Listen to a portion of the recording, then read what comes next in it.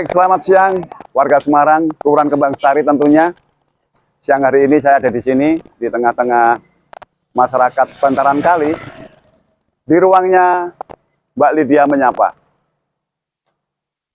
Kita nanti ngobrol sama beliau ketika Mbak Lydia menyapa masyarakat dengan caranya. Ikuti saya,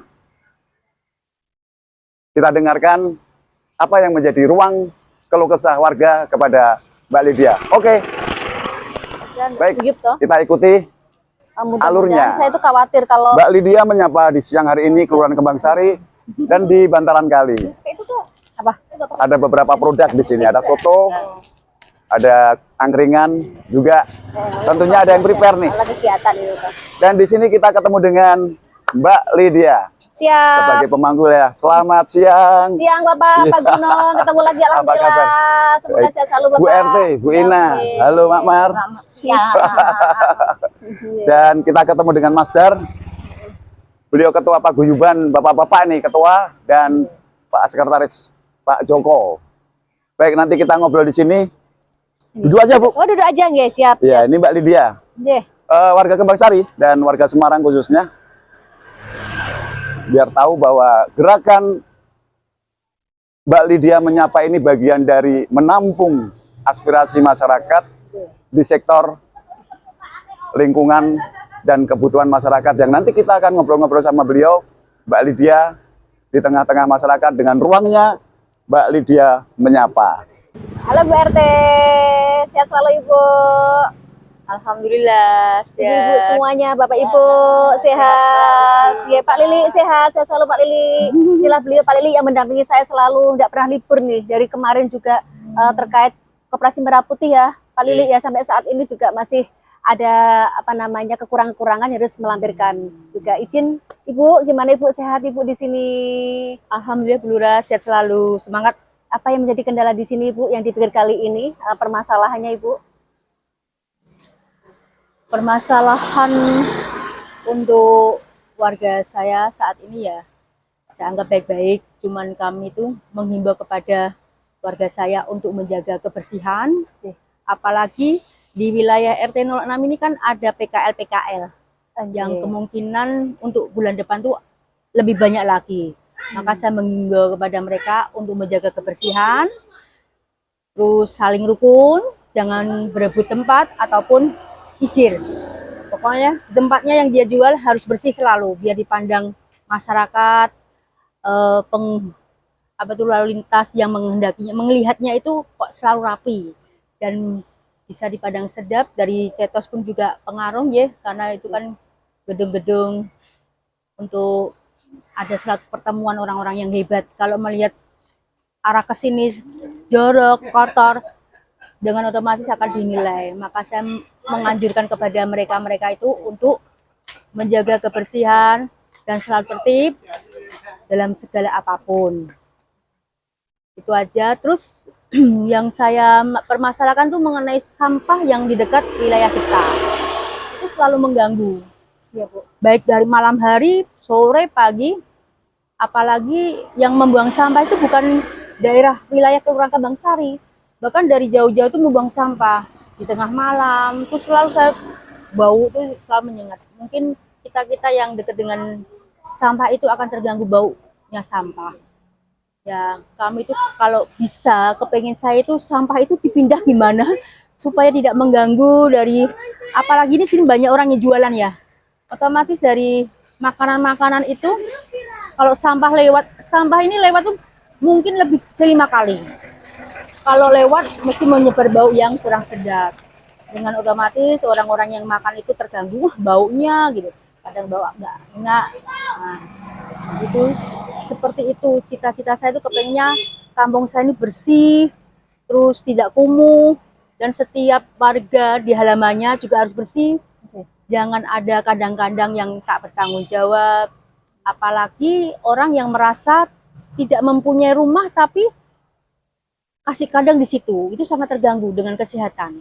Dan warga kita pun juga sudah ada yang kena penyakit ya gara-gara virus-virus seperti burung, darah, kucing, itu yang pengaruh untuk kesehatan di masyarakat kita.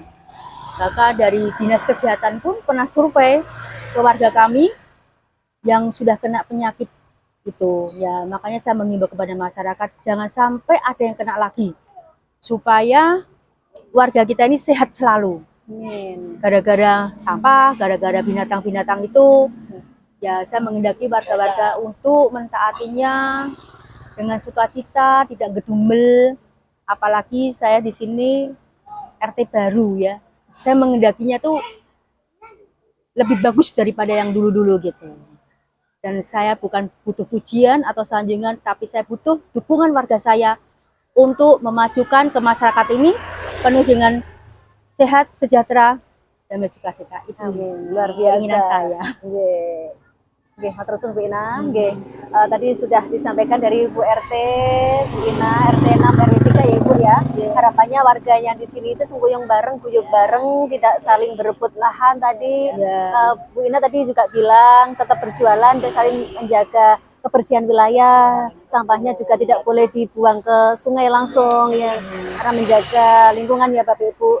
Ini juga masuk musim penghujan, jadi kita saling menjaga lingkungan. Semoga tidak, kalau musim hujan nggak bludak langsung ya Bu. Saya ketar-ketir di wilayah sini paling kalau saya di rumah ini keliling pada saat hujan. Ya Allah, semoga warga yang di pinggir kali, yang RT-nya Bu Ina, Pak Zen, terus Bu Penny ya, harapannya tuh tenang, tidak ada kendala lagi, tidak ada banjir itu loh. Ya Bu, saya juga paling pikiran sini Bu, kalau hujan deras banget gitu loh. Ini insya Allah kalau hujan itu nggak banjir Bu. Kalau sini banjir, Depok bludak. Anjay, jangan Iya, sampai ya Bu jangan ya. sampai. Ibu juga selamat. Paling kalau air udah mintip-mintip itu hujan udah mulai terang. Oke, yang menjadi kebutuhan apa di sini Bu? Tempat sampah apa di Ya sini? tempat sampah kalau bisa itu warga, setiap warga tuh mempunyai tempat sampah walaupun dengan dekat dengan sampah.